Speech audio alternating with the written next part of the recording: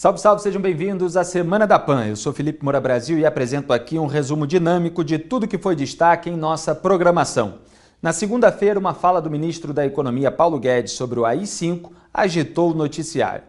Depois do filho do presidente, o deputado Eduardo Bolsonaro, causar polêmica ao apontar o risco de um novo AI-5 no país, ato institucional que na época da ditadura cassou direitos civis e políticos, agora foi a vez do ministro da Economia, Paulo Guedes, também criar problemas para o governo. Nos Estados Unidos, o ministro teria se irritado com perguntas referentes às manifestações violentas que têm tomado conta de países vizinhos e afirmou que, diante de quebradeira, as pessoas não devem se assustar caso alguém peça o AI-5. Foi a deixa para uma nova enxurrada de críticas. O próprio ministro já se retratou, afirmou que essa possibilidade seria inconcebível. Assessores de Paulo Guedes afirmam que a declaração não retrata o que pensa o ministro da Economia, mas o estrago já estava feito. Aqui em Brasília, o presidente da Câmara, o deputado Rodrigo Maia, disse não acreditar que o ministro da Economia realmente tenha defendido o AI-5, mas lembrou que tudo que você tem dificuldade em explicar para a sociedade é ruim. Maia deixou claro que não se pode passar a imagem de que o governo e a oposição estejam se preparando para uma verdadeira batalha campal. Me dá a impressão, às vezes, que os dois campos, né, tanto o ex-presidente Lula e parte do governo, ficam estimulando que as manifestações venham para as ruas. Não que seja um movimento natural, mas que seja estimulado por um lado ou pelo outro. Então, acho que isso não me parece o melhor caminho. O presidente do Supremo Tribunal Federal, ministro Dias Toffoli, afirmou que o AI-5 é incompatível com a democracia. Ainda segundo ele, não se constrói o futuro com experiências fracassadas do passado. O presidente, que se irritou quando as afirmações foram feitas pelo filho, não quis comentar agora a frase de Paulo Guedes. Eu falo de AI-38, quer falar do AI-38? Fala agora contigo aqui. Quer o AI-38? Eu falo agora. AI-38 é meu número, pô, meu número. Outra pergunta aí. O 38 é uma referência ao número do partido do presidente, o Aliança pelo Brasil. Aqui dentro do Palácio do Planalto, a informação é que o presidente teria sido avisado com antecedência que o ministro Paulo Guedes se retrataria. O porta-voz da presidência, Rego Barros, lembrou que o ministro não falou pelo governo. Essa é uma questão de caráter pessoal que deve ser dirigida ao próprio ministro. Como ele já se posicionou logo após o evento da própria entrevista, para nós é assunto já considerado comentado. O ministro Paulo Guedes ontem, ainda nos Estados Unidos, voltou a se defender. Afirmou que o Brasil vive uma democracia vibrante e que não vê problemas com manifestações públicas pacíficas. Ele lembrou, no entanto, que uma democracia tem os dois lados e ela deve ser praticada responsavelmente. Ainda de acordo com Guedes, as democracias são barulhentas. As pessoas têm o direito de reclamar, dizer coisas, palavras de ordem e que cabe aos políticos fazer os seus cálculos e decidir se devem ou não continuar com as reformas. A declaração de Paulo Guedes foi discutida no Morning Show com a presença da jornalista Mariana Brito. Quero ouvir vocês, Mariana, Adriles, Fefito, Paulinha, todo mundo convocado aqui para comentar, porque é o seguinte, Mariana, tem algumas questões aí. Você pode até entender que o ministro usa uma retórica extremista, alardeando para uma ponta extrema, para conter, segundo ele, um outro extremo, né? De uma convocação para as ruas, violenta, tal, de quem não aceitou ali a derrota, enfim, quem não está aceitando as reformas. Por outro lado, nós temos de pano de fundo ali um governo que ele próprio já disse que era melhor essas reformas não acontecerem. Aí estou dizendo no que essa fala pode influenciar nas reformas que estão sendo implementadas, né? De um ministro que é o símbolo da reforma nesse governo do Jair Bolsonaro, né? O quanto essa fala é desastrada no sentido de demover investimentos no país, de implemento dessas reformas necessárias para o país, a administrativa, para ficar só nessa, fiscal, enfim. O que vocês dizem? Então, como é que vocês viram esse comentário dele? Eu acho que para dar uma variada, assim, só uma variada, a imprensa noticiou isso de maneira muito sensacionalista, eu diria que até meio canalha, assim.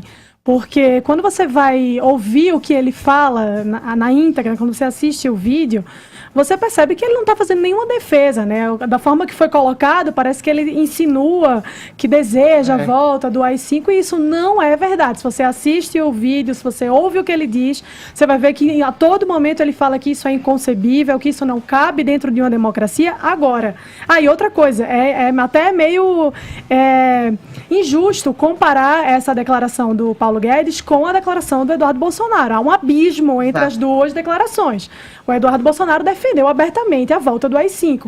E o Paulo Guedes, ele fez isso não para tentar defender o retorno ou qualquer coisa que seja. Repito, ele falou o tempo inteiro que isso era inconcebível. Uma hipótese esdrúxula. Uma hipótese esdrúxula que não cabe numa democracia. Eu concordo 100% com ele. Mas, na verdade, o que ele faz quando ele diz isso é uma crítica, né? Ele está fazendo uma crítica. Ele diz que quem fomenta a baderna, quem fomenta essa sair das ruas para quebrar tudo, porque não se dá por vencido, porque não aceita o resultado das urnas, depois não pode reclamar de quem está pedindo um AI-5, como se fosse uma resposta a essa baderna. Então, assim, ele não está falando que isso é algo que ele defende ou que ele acredita. Ele está falando que isso é uma possível reação das pessoas ao que está sendo proposto pelo ex-presidente bandido, corrupto Lula, a os cidadãos irem à rua e sabe? Enfim, eu acho que é isso. Acho que é uma diferença gritante. Eu acho que é uma comparação leviana estabelecer um princípio de incitação à agressão ou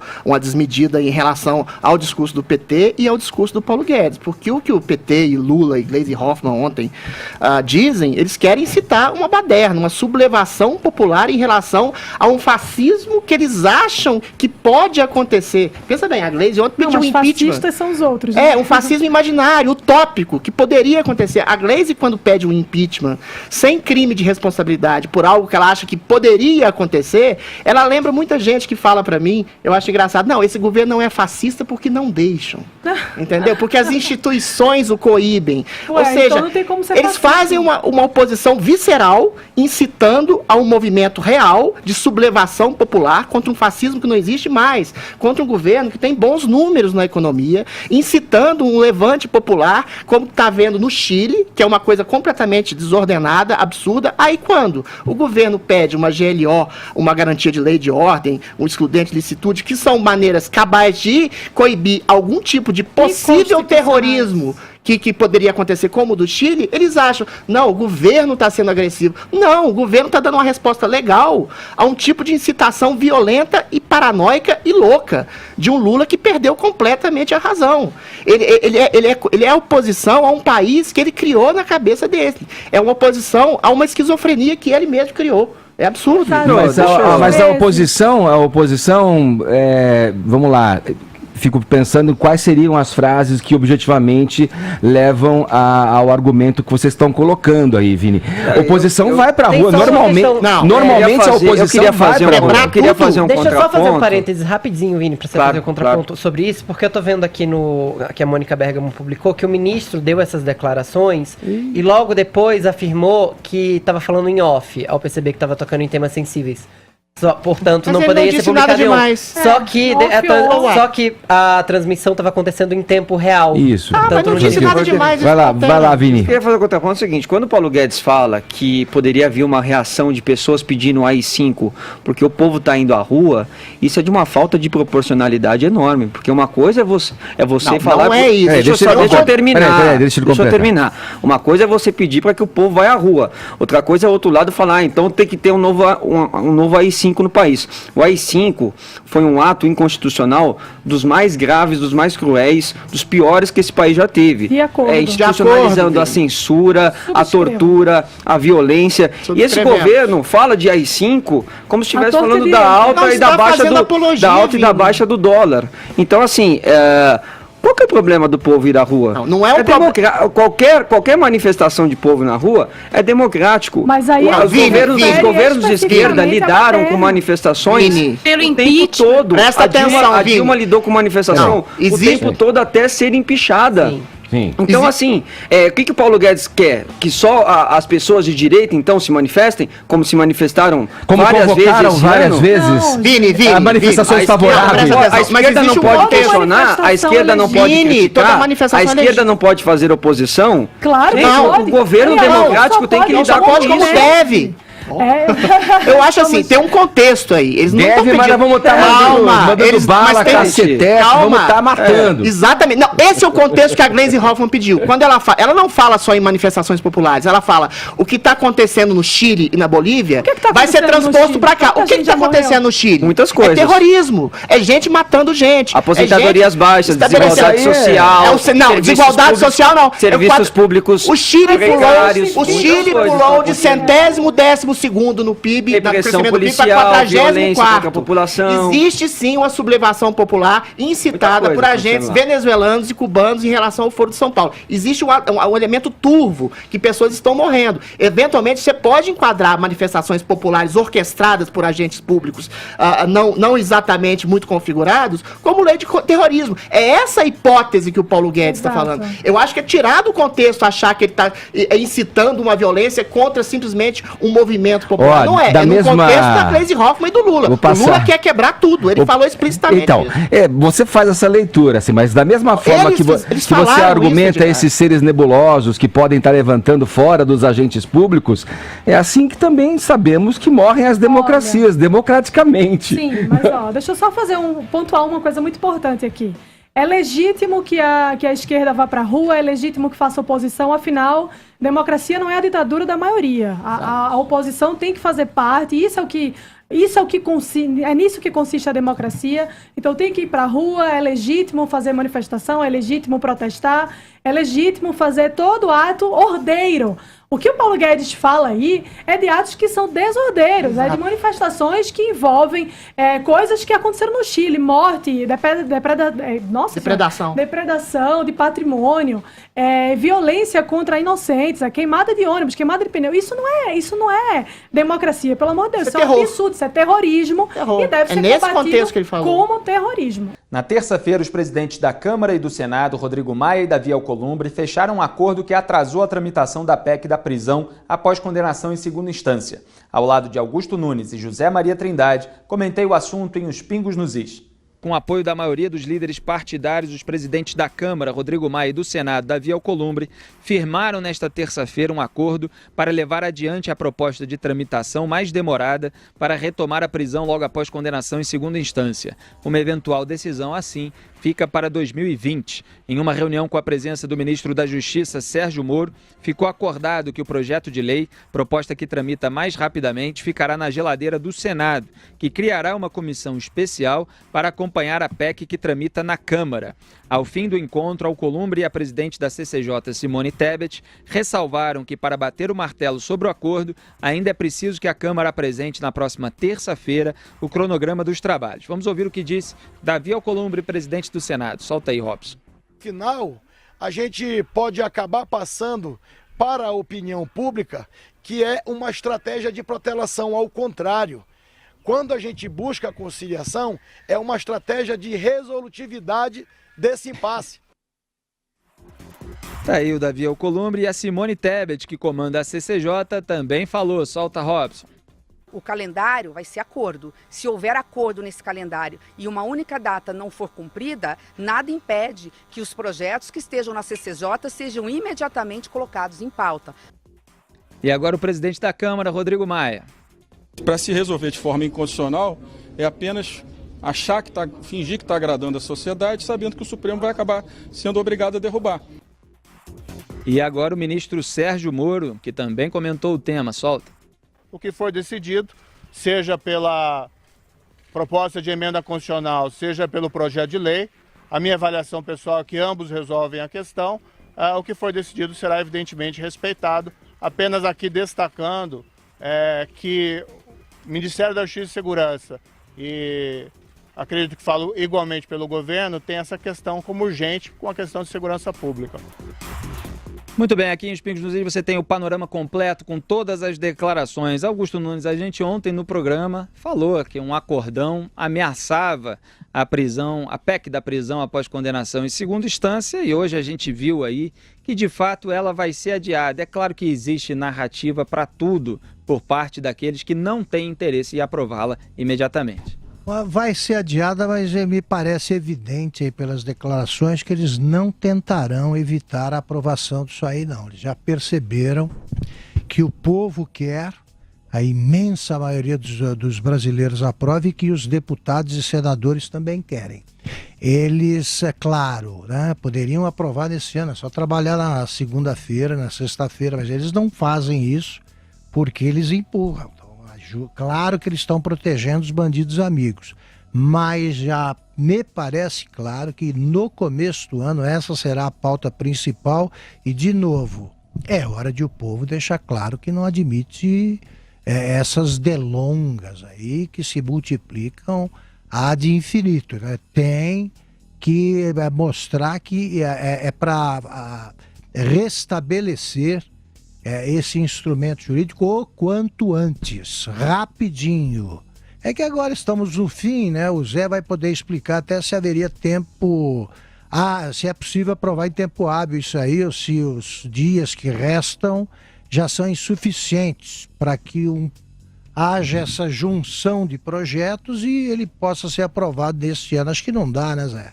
Ô Zé, a tramitação eles não conseguem evitar. Agora, a aprovação, muita gente vai tentar evitar e mesmo que permita a aprovação, vai tentar tornar o texto mais restritivo para que não afete os políticos condenados como esses que estavam sendo soltos. Isso que a gente leu no noticiário do Bastidor, que era demanda do Gilmar Mendes, que chegou a ter reunião aí com Davi Alcolumbre e com o Rodrigo Maia também. Político tem um discurso próprio, né? Como eu disse aqui, o Renan dizendo, isso não tem nada a ver com políticos. Nós temos uma só instância, nem a segunda.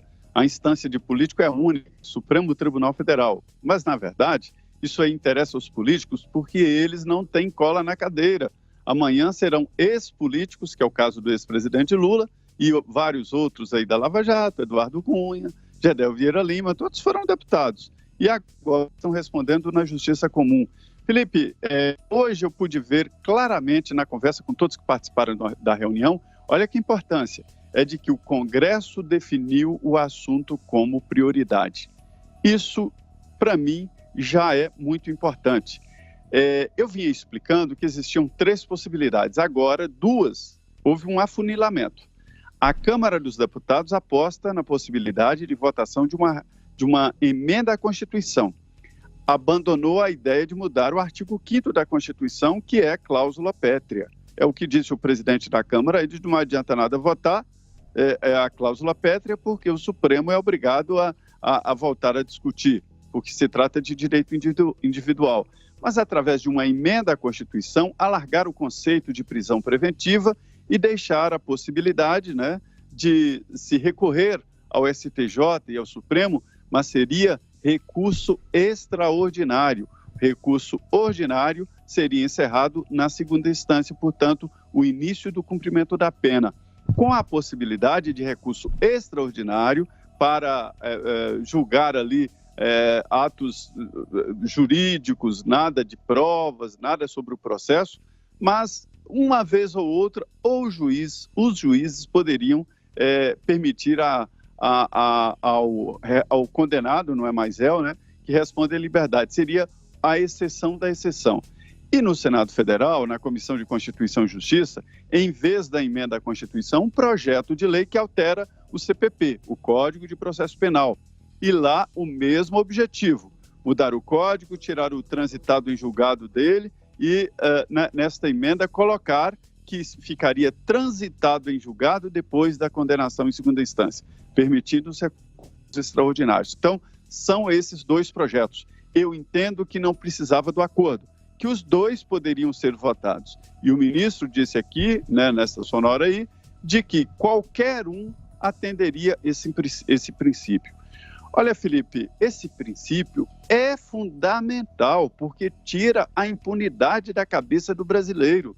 Veja bem, depois desse tenebroso desse caso Lula, olha só, o Supremo abriu a porta do inferno, porque qualquer um agora vai apelar ao Supremo. Dados do CNJ mostram que 83% das ações elas são encerradas na primeira instância, ou seja, 83 ficam transitadas em julgados na primeira instância. A partir de agora não será mais assim, porque todos vão apelar à segunda e à terceira instâncias. Isso é normal, é um trabalho de advogado. E quanto mais há trabalho para os advogados, melhor para os advogados, e não para o país, não para as ações, não para a justiça. Então, é impossível conviver no país assim. Daí a necessidade urgente de se resolver e regulamentar a prisão depois da segunda instância. Não dá mais para esse ano, no dia 17 de dezembro, ou seja, há menos de um mês, o Congresso entra em recesso parlamentar, mas só a definição, né, de que há uma prioridade já é suficiente. Augusto Felipe, a história é a seguinte: o Senado vai esperar o cronograma ser tratado pelo presidente da Câmara. Se o presidente da Câmara definir um cronograma rápido, aprovação na comissão especial, da emenda já aprovada na CCJ, né, e no plenário, aí o Senado topa não aprovar o projeto que está na Comissão de Justiça. Mas, de qualquer maneira, a prioridade me anima. Na quarta-feira, o Congresso reabriu uma brecha para aumentar o fundo eleitoral. Deputados e senadores derrubaram nesta quarta-feira 7 vetos feitos pelo presidente da República a trechos do projeto de lei que altera as regras para partidos políticos e para eleições, sancionado em 27 de setembro. Dentre outros pontos retomados está o que dá aos próprios parlamentares a possibilidade de definir o valor que será aplicado no fundo eleitoral usado para o financiamento de campanhas. No ano que vem, por exemplo, o montante poderia chegar a 6 bilhões de reais. O valor é mais do que o triplo do que foi utilizado na última campanha eleitoral, quando concorreram candidatos a deputado, governador e presidente. Com o veto de Bolsonaro, estava mantida a regra anterior e o fundo receberia algo em torno de 1 bilhão e 700 milhões de reais. Na avaliação do presidente do Congresso, o senador Davi Alcolumbre, a decisão do parlamento é uma consequência da proibição do financiamento privado de campanha. Se esse financiamento público está causando todo esse mal-estar, eu fui contra ele, eu era a favor do privado. Eu acho que é um debate que a gente tem que promover para dar oportunidade, claro, fazendo restrições. Qual será o modelo que vai financiar as campanhas eleitorais? Só tem esse. A decisão dos parlamentares foi analisada por Josias de Souza e Bruno Garchagen no Jornal da Manhã. O senador Davi Alcolumbre, ele pode debater o quanto quiser a forma de financiamento das eleições no Brasil. Pode ser privado, pode ser público, mas é preciso lembrar que deixou de ser financiamento privado porque os parlamentares, os políticos, transformaram o financiamento privado numa forma de privatização do Estado brasileiro. O Estado foi privatizado para a Odebrecht. A Odebrecht dominava o Estado e as empreiteiras, isso ficou demonstrado no Petrolão. Então, os parlamentares desvirtuaram o fundo privado. Agora, alegar que, porque não tem o privado, tem que exorbitar no financiamento público, aí é o escárnio levado às fronteiras do paroxismo. É inadmissível que se utilize um argumento como esse. Se o financiamento é público, não é o que o contribuinte brasileiro desejaria. Agora, resta aos parlamentares tratar o dinheiro do contribuinte como dinheiro de suor alheio, não como dinheiro grátis. E não é possível transformar um fundo que já é alto, 1 bilhão e 700 para financiar as eleições do ano que vem, em 2 bilhões e meio, 3 bilhões, é dinheiro suado. Então é preciso ter respeito com o dinheiro do contribuinte brasileiro. Eu sou radicalmente contra o financiamento público de campanha, não faz sentido nenhum. A gente já é obrigado a aturar esse tipo de político. A gente ainda tem que financiar esses políticos e financiar os seus partidos. É ridículo, é inaceitável, é inadequado, enfim, tudo que tudo que puder ser feito para acabar com esse financiamento público de campanha e também de partido político tem que ser feito. Eu não sou contra o financiamento privado, eu só acho que tem que haver regras para que os políticos não achaquem os empresários como sempre fizeram. E que empresários interessados em comprar políticos não tenham essa possibilidade. Então, é uma discussão que precisa ser feita, porque quem tem que financiar os políticos, as eleições, os partidos, são os próprios políticos que querem se aventurar no mundo da política, querem continuar no mundo da política, e aqueles que acham que esses políticos têm que ser eleitos. Então, é simples assim.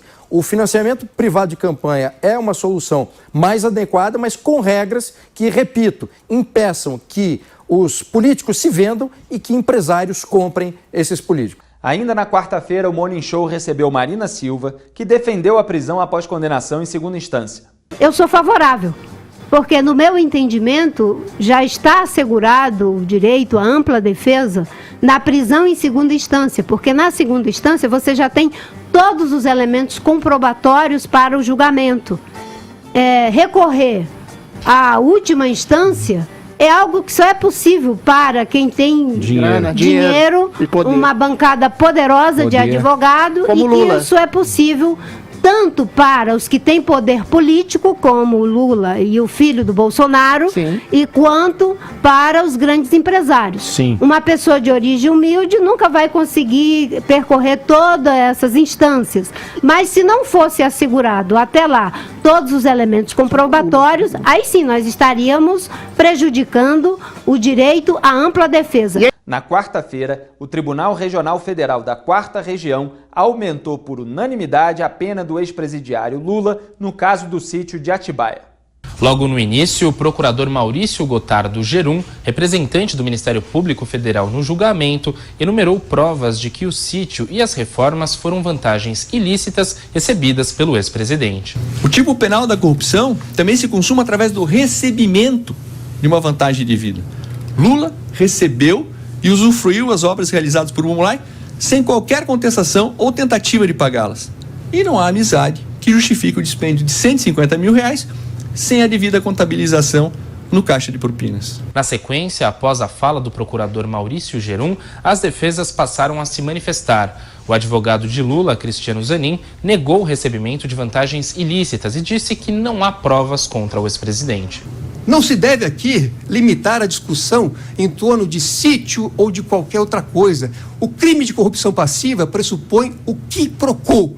É necessário saber se o funcionário público utilizou o seu cargo, as suas funções e exigiu contrapartida em razão dela. Este é o crime de corrupção passiva. Cristiano Zanin também alegou que a defesa do ex-presidente foi alvo de espionagem. Ao negar a anulação da sentença e a volta do caso de Lula à primeira instância, o relator, desembargador João Pedro Gebran Neto, criticou a decisão tomada pela segunda turma do STF no caso do ex-presidente do Banco do Brasil e da Petrobras, Aldemir Bendini. E com a devida venda do Supremo Tribunal Federal, a quem rendo todas as minhas homenagens, mas me parece que o que fez o Supremo Tribunal Federal é criar uma norma processual não escrita, enfim, pela sua inteligência e pela dicção que entende da Constituição Federal, mas que só poderia valer, e fiz referência a isso anteriormente, com efeito ex nunc.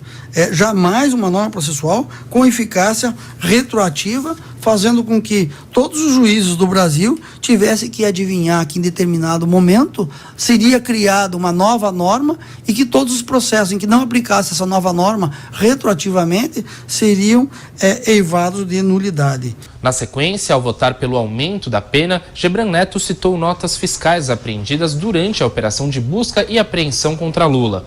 Segundo o desembargador, os documentos comprovam que a reforma do sítio teve o ex-presidente como beneficiário. Se remanescesse dúvida quanto à ciência do apelante Luiz Inácio a respeito das reformas serem feitas em seu benefício, restariam dissipadas pelos documentos encontrados em seu apartamento em São Bernardo por ocasião do cumprimento de mandado de busca e apreensão, contendo notas fiscais de compra de materiais para a obra. O desembargador Leandro Paulsen acompanhou integralmente o voto de Gebran Neto. O magistrado lamentou a decisão do Supremo Tribunal Federal de impedir a prisão após condenação em segunda instância. É preciso destacar que a efetividade da jurisdição é um fim visado pelos diversos sistemas de justiça, mundo afora.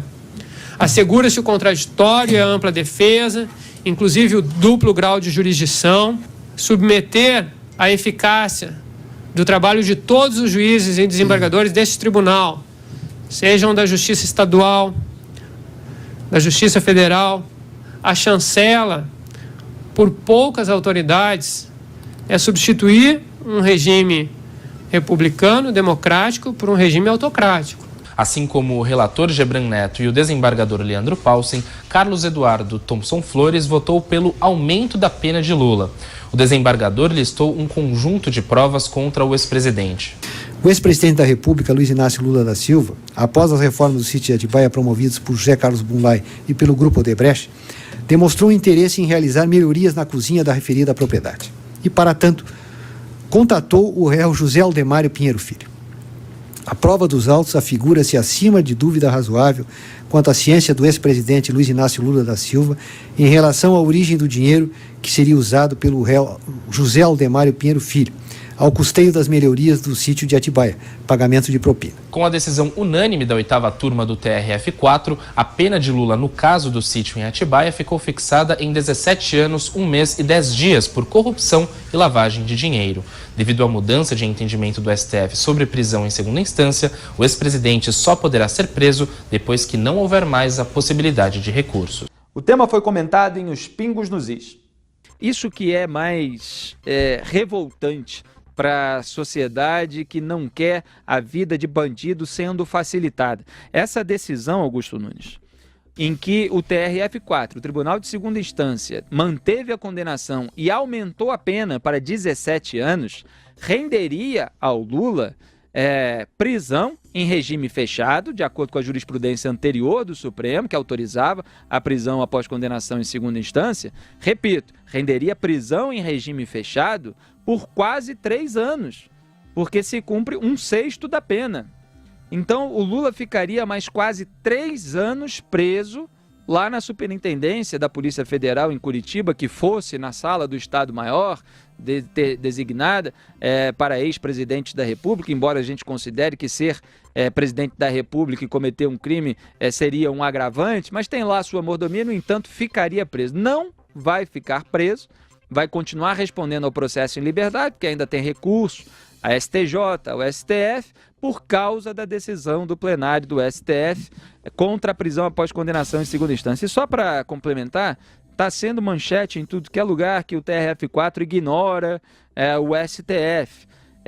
E a gente falou aqui, usou até esse termo, eu só queria registrar a minha interpretação, que não é exatamente ignorar, né? Estou pensando alto aqui com vocês, porque é aquele argumento que foi usado ali, muito bem usado, pelo João Pedro Gebran Neto. Quer dizer, o STF dá uma nova interpretação e isso não é uma lei estabelecida pelo Poder Legislativo.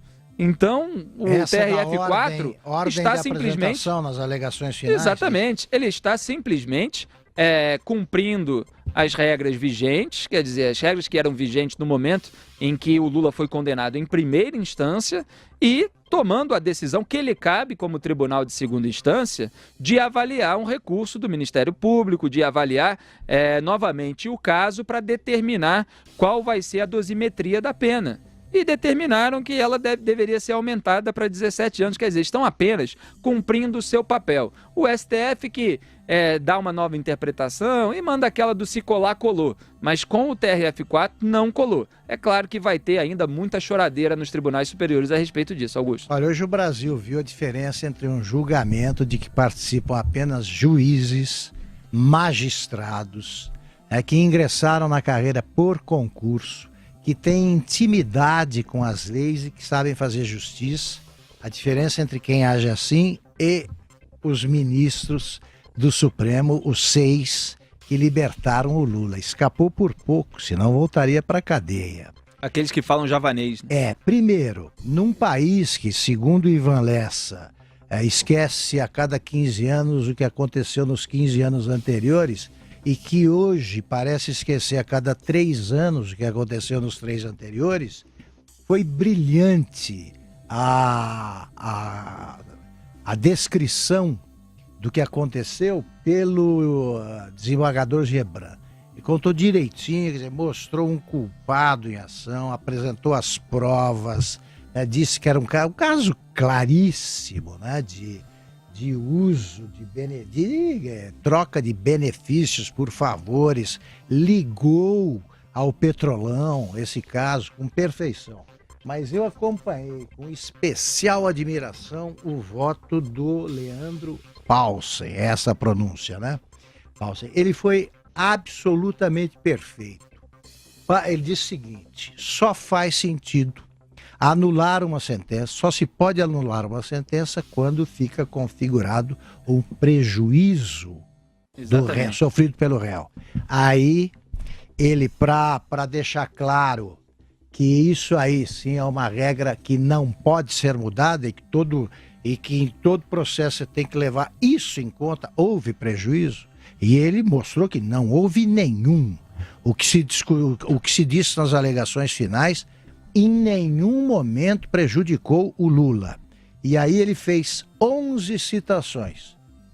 Ele citou trechos de votos dos 11 ministros do Supremo, todos dizendo que só se pode anular uma sentença quando se evidencia o prejuízo da defesa. Então ele acabou com a graça dos 6 do Supremo, porque baseado neles ele tornou inevitável a decisão por unanimidade. Exatamente. Nós citamos aqui em Os Pingos nos Is, quando a segunda turma tomou aquela primeira decisão que depois foi jogada para o plenário, uma decisão da primeira turma anterior, que era do mês de maio, em que houve ainda uma inversão até maior na ordem, porque a acusação acabou falando depois, uma coisa assim, não me lembro agora exatamente, mas que falava justamente contra a nulidade, quer dizer, num caso ainda mais grave, era contra a nulidade. E agora fez muito bem o desembargador em ler todos esses votos de ministros do Supremo, que eles alteram de acordo com a ocasião, com a conveniência política. José Maria Trindade. Pois é, olha, a estratégia de defesa do ex-presidente Lula é meio suicida, né? Porque, na verdade, entende a defesa de que, neste momento, o importante era tentar anular um processo que é claro demais e que seguiu todos os trâmites e que tem provas e exagero. E a ideia é deixar para depois essa história de volta à primeira condenação, às alegações finais. E aí, de novo, um julgamento no Supremo, uma liminar no Supremo para garantir a volta do processo. Mas, num determinado momento, até o Ministério Público queria que o processo voltasse de uma vez, economizaria tempo. Mas agora o Ministério Público entendeu que não, que pode ganhar a continuidade do processo exatamente pelo que diz o desembargador, de que não houve prejuízo. Olha, esse julgamento, Augusto, você tem razão, mostra como deve ser um julgamento com base nos autos, com base nas provas. É sim um caso típico, escrito e provado de corrupção. É um caso de corrupção com recibo, sim, com recibo, com foto e com dados. Esse sítio de Atibaia, como diz a sentença, e deve aparecer no acórdão final, esse sítio era pequeno, simples, e o ex-presidente Lula frequentava o sítio. Depois ele cresceu, diz lá no processo, ficou maior do que o PT, e talvez maior até do que os outros seres humanos e outros personagens da vida pública do país. E achou que estava pequeno demais e resolveram fazer uma reforma. Uma super reforma que custou mais caro do que valia o sítio que o ex-presidente frequentava de um amigo. R$150 mil não dá para fazer aqueles lagos artificiais, não dá para fazer as reformas, ou seja, o rombo foi muito maior. Havia uma conta corrupção e esta é apenas uma parte, uma retirada desta grande conta corrupção.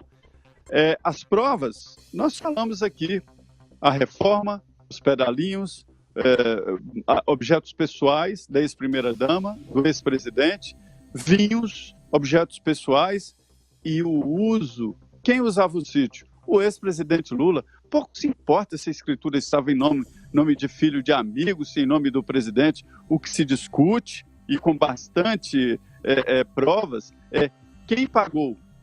As empreiteiras. As empreiteiras. Aí o Zanin vem falar, mas é preciso que a corrupção seja definida através do tal ato de ofício. O que seria o ato de ofício? A comprovação de contrapartida? Não precisa. A legislação diz claramente, só a promessa, só a promessa já é ato de corrupção. A lei é muito clara, não há dúvida sobre esse processo do sítio. Daí a certeza que eu tinha desde o início e falava será a próxima condenação do ex-presidente Lula. Durante a semana, o presidente Jair Bolsonaro defendeu o excludente de ilicitude contra protestos violentos. O assunto foi debatido no programa 3 em 1. O presidente Jair Bolsonaro disse que, se o Congresso aprovar o excludente de ilicitude na garantia da lei e da ordem, determinado tipo de protesto comparado por ele a atos de terrorismo deixará de existir. Segundo Bolsonaro, o Congresso é quem vai decidir se isso vai acontecer. Abro aspas. O parlamento é quem vai dizer se quer que a gente venha a combater esses atos terroristas ou não. Fecho aspas. Na semana passada, o presidente enviou ao Poder Legislativo um projeto de lei que garante o excludente de ilicitude a agentes de segurança pública durante operações de GLO. O excludente de ilicitude é um dispositivo que abranda penas para agentes que cometerem excessos sob excusável medo, surpresa ou violenta emoção. A iniciativa enfrenta forte resistência na Câmara dos Deputados. Vai lá, Josias. É preciso definir com muita clareza o que é o excludente de ilicitude. Essa ferramenta que o Jair Bolsonaro quer usar para conter manifestações. No português das ruas, trata-se de uma licença que o presidente deseja conceder, com o aval do Congresso, a policiais e militares para matar. Dizia-se que esse mecanismo seria útil no enfrentamento de criminosos. Mas no instante em que as ruas fervem aí em diferentes países da América Latina, o Bolsonaro admite que enxerga o excludente de ilicitude como algo útil para lidar com protestos de esquerda. O presidente é um personagem paradoxal. Ele foi militar durante 14 anos, evoluiu de cadete até capitão. Durante a ditadura, ele foi expurgado do Exército por indisciplina, depois de puxar ali 15 dias de cana. A partir daí, Bolsonaro passou 28 anos usufruindo das delícias da democracia. Ele emendou um mandato de deputado atrás do outro. Graças ao antipetismo que explodiu numa insurreição popular, uma insurreição que levou à deposição da Dilma Rousseff, graças a essa insurreição, o Bolsonaro migrou do baixo clero parlamentar para o Planalto. Agora, esse mesmo personagem transforma a presidência da República num santuário de adoração da ditadura e dos seus torturadores. No início do governo, o Bolsonaro exercitou um modelo meio tosco de democracia, usou as redes sociais como megafone para convocar apoiadores a saírem às ruas, para forçar o Congresso a aprovar as propostas do governo. E agora ele se declara avesso a manifestações, embora reconheça que a manifestação é um direito constitucional. Aí diz que não vai tolerar vandalismo e terrorismo, nas palavras dele. A exemplo do que aconteceu no Brasil de 2013, a insatisfação, como eu dizia há pouco, virou uma revolta no Chile e adjacências, porque o Estado reagiu de forma truculenta. No Brasil de 2013 e depois, no Brasil de 2016, também havia nas ruas aqui grupelhos que injetavam violência ali nas manifestações, e não era qualquer violência, não, havia incêndio de ônibus, havia depredação de patrimônio público, quebradeira de vitrines, danificavam caixas eletrônicos, era vandalismo do brabo. E aí esses vândalos criminosos, em verdade, ganharam um apelido chique, eram Black Blocs, e a destruição que eles promoviam era justificada não como uma coisa que vinha da Venezuela ou de Cuba, não, era um protesto de inspiração anarquista e eles macaqueavam grupos que agiam nos Estados Unidos e na Europa.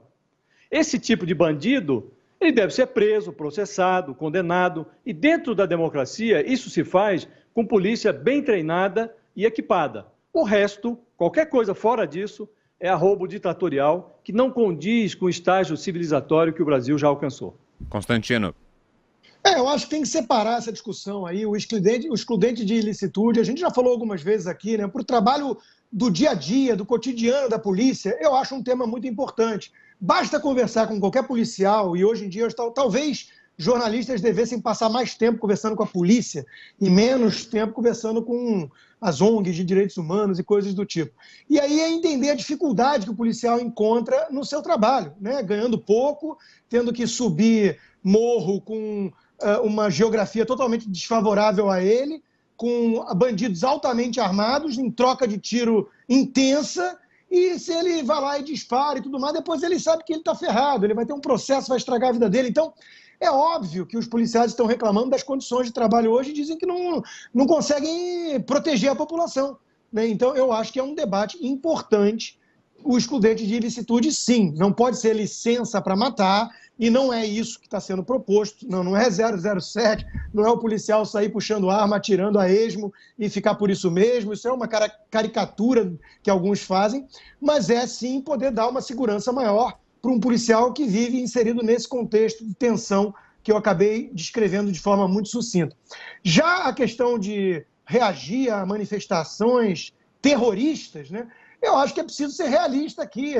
Os Black Blocs foram lembrados aí pelo Josias, é um bom exemplo. Aquilo ali não são garotos idealistas, são vagabundos criminosos com um pendor terrorista, né, anarquista, com uma coisa de destruir tudo, destruir o sistema. Eu acredito muito no pilar da ordem para a sociedade. Liberdade é um pilar fundamental e ordem social é outro pilar fundamental, inclusive sem o qual a liberdade não sobrevive. Não sobrevive. Nós não podemos cair na anomia, nesse clima de que vale tudo e de que não há lei, né? É lei da selva. Então, eu acho que tem que ter uma repressão firme, ainda mais em ambientes de aglomeração, de multidão, porque isso pode sair do controle muito rápido, muito rápido. Tentaram, em 2013, levar o Brasil por esse caminho.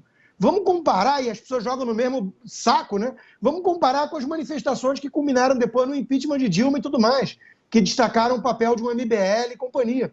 Eram manifestações pacíficas, com famílias na rua, de verde e amarelo, bandeira do Brasil. Não tinha nada a ver com aquelas manifestações de Black Blocs, que a imprensa sempre dava a seguinte chamada: manifestações começam pacíficas e acabam em violência. Claro, nenhuma vai começar já com a violência, mas era parte do show. Aquela turma de inocentes úteis liderando os baderneiros que vinham atrás depois com o pretexto de quebrar tudo e atacar a polícia. Então, com essa trupe, com essa corja, não pode ter moleza. Não pode ter moleza, é repressão. E achar que vai cantar Imagine ou vai vir com 2 cacetetes e falar esteja preso em nome da lei, né, é uma piada de mau gosto, é não querer encarar a realidade como ela é. Então, eu acho que a gente tem que ter um debate um pouco mais sério e adulto em nosso país, o que obviamente exclui a turma das ONGs de direitos humanos. Vera. Tendo um debate bem sério e adulto, o excludente de ilicitude já existe. Ele está previsto no Código Penal, no artigo 23, e diz: não há crime quando um agente pratica um fato em estado de necessidade, em legítima defesa, em estrito cumprimento de dever legal ou no exercício regular de direito. Parágrafo único. O agente, em qualquer das hipóteses deste artigo, responderá pelo excesso doloso ou culposo. O que se quer é ampliar o excludente de ilicitude, acrescentando várias questões subjetivas ao que pode ser definido como esses estados de necessidade, de legítima defesa e de estrito cumprimento do dever legal. E aí você abre a janela do inferno para você perdoar, por exemplo, crimes como os que vêm sendo cometidos no Rio contra a população civil por policiais. Porque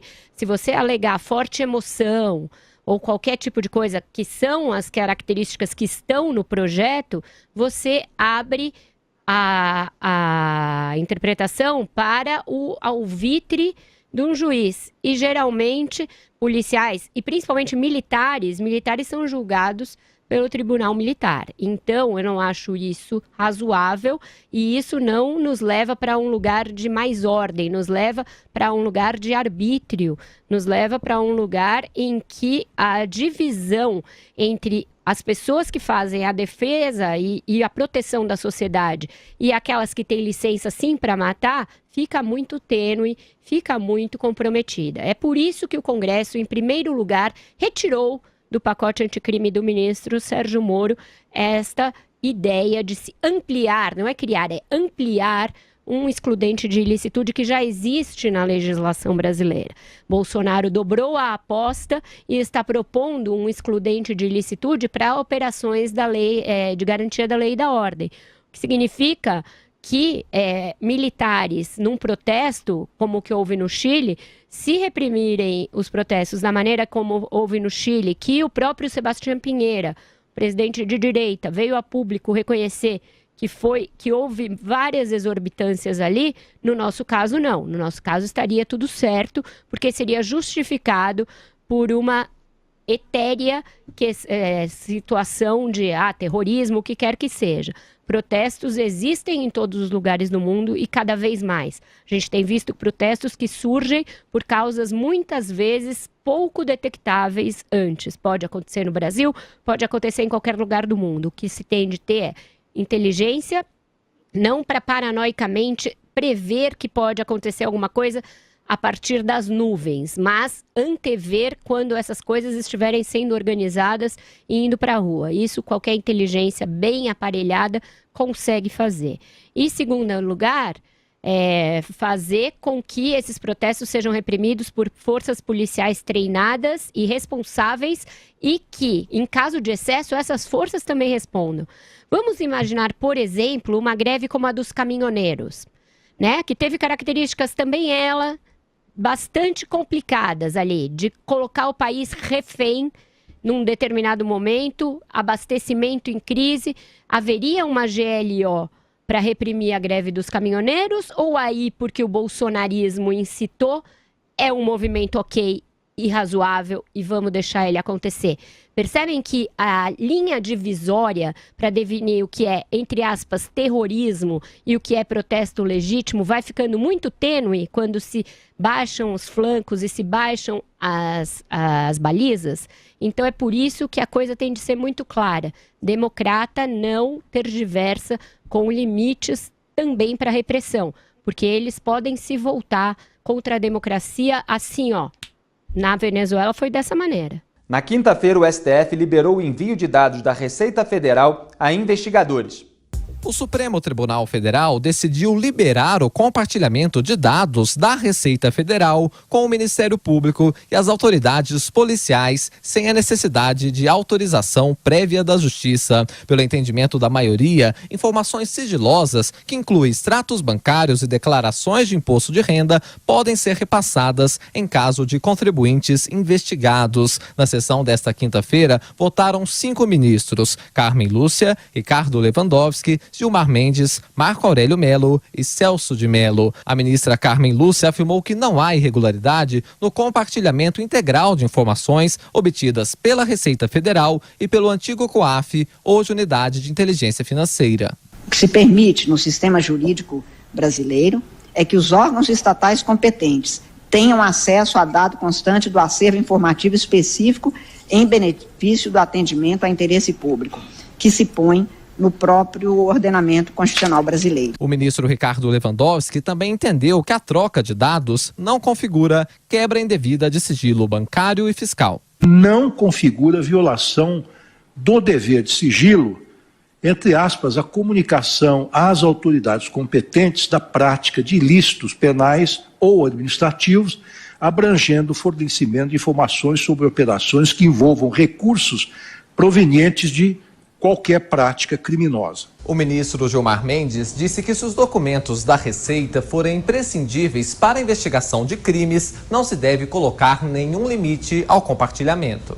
Destaco que a obtenção e a utilização dessas informações pela administração, no âmbito dos respectivos PAFs, ocorre somente após a própria Receita Federal oportunizar a apresentação desses documentos pelo contribuinte, sendo respeitadas as garantias do contraditório e da ampla defesa. Além disso, o uso dos dados deverá ocorrer de acordo com a estrita utilidade desses dados para a instrução processual penal. Gilmar Mendes, no entanto, defendeu limites à troca de informações da Unidade de Inteligência Financeira, o antigo COAF. O ministro Marco Aurélio Mello foi contrário ao compartilhamento de dados entre órgãos de controle e de investigação. A legitimidade das decisões do Supremo, elas hoje são muito questionadas.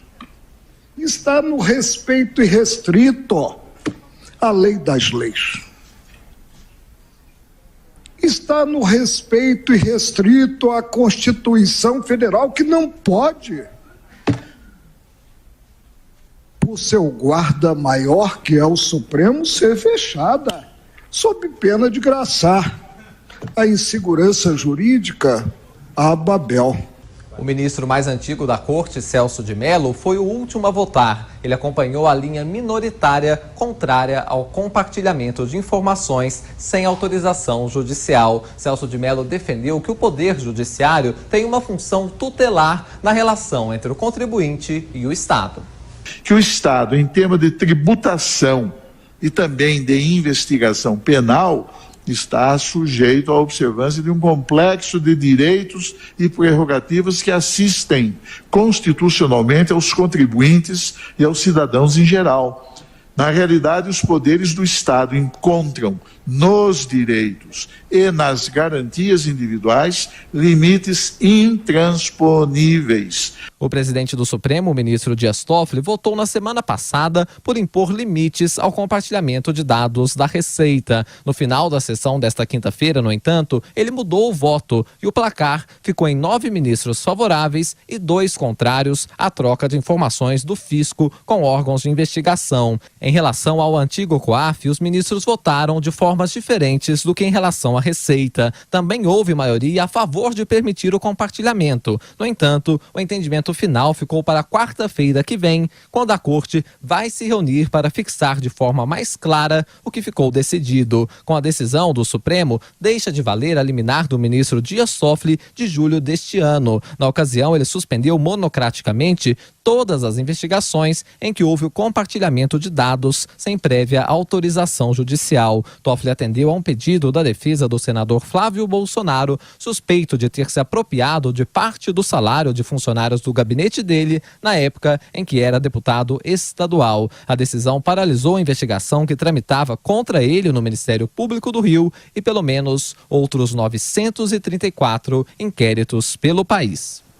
E diante dessa decisão do Supremo, o Ministério Público, na verdade a Polícia Civil do Rio de Janeiro, vai retomar as investigações sobre o patrimônio de Rony Lessa, policial militar reformado acusado de matar Marielle Franco e o motorista Anderson Gomes. Com a sequência dessas apurações, será possível analisar se houve ou não um mandante no crime. Outras 146 investigações estavam suspensas no Departamento da Polícia Fluminense desde julho, quando o ministro Dias Toffoli decidiu interromper temporariamente inquéritos que tinham como base relatórios de inteligência financeira não autorizados pela Justiça. A decisão do Supremo Tribunal Federal foi analisada por Rodrigo Constantino e Bruno Garchagen no Jornal da Manhã. Uma boa notícia, prevaleceu o bom senso, um dia importante, uma vitória importante para o combate à corrupção no país. É fundamental esse trabalho dos órgãos de controle para detectar de forma automática. É sempre importante frisar isso, porque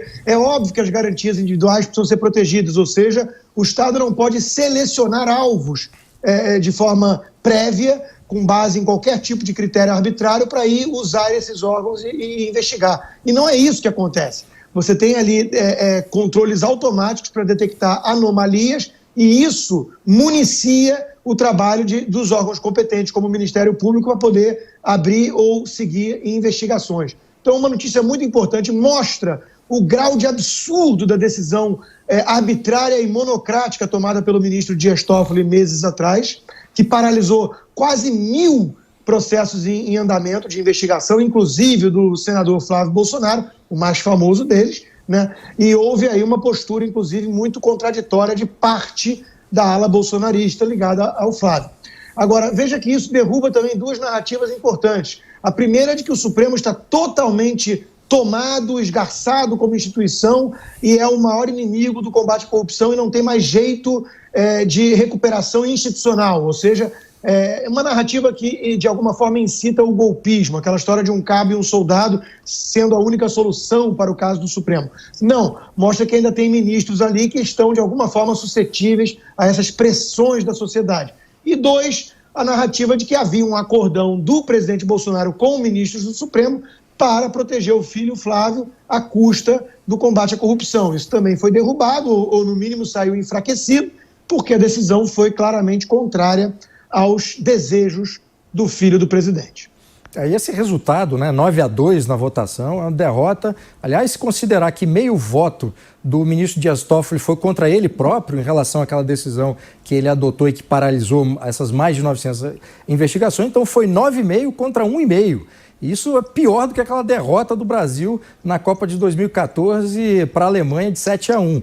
Foi uma derrota jurídica, primordialmente, também foi uma derrota política de alguém que se colocou desde o início, desde que assumiu a presidência do Supremo Tribunal Federal, como aquele que, muito mais do que ser ministro do Supremo, queria se colocar como ali um moderador das instituições republicanas e que adotou aquela posição, tomou aquela decisão muito, mas muito equivocada sob todos os pontos de vista, e agora o próprio Supremo corrige essa decisão e aí todas as investigações que foram paralisadas poderão ter o seu curso seguindo adiante, inclusive essa que diz respeito ao Flávio Bolsonaro, porque a gente quer saber duas coisas. Primeiro, se houve, de fato, violação do sigilo bancário do Flávio Bolsonaro, se houve, nessa época, com a possibilidade agora, inclusive, de pedir para a Justiça a quebra do sigilo, as investigações avançam sem qualquer problema jurídico e a gente vai saber, de fato, os detalhes dessa relação entre Flávio Bolsonaro e o Fabrício Queiroz. Tudo que a gente precisa nesse momento importante histórico do país é que, se a pessoa, independentemente de quem seja, cometeu algum tipo de crime, cometeu algum tipo de desvio, que seja identificada, processada e punida. Você acompanhou aqui a Semana da PAN com um resumo de tudo que foi destaque em nossa programação. Para mais informações, acesse jp.com.br. Um grande abraço e até semana que vem.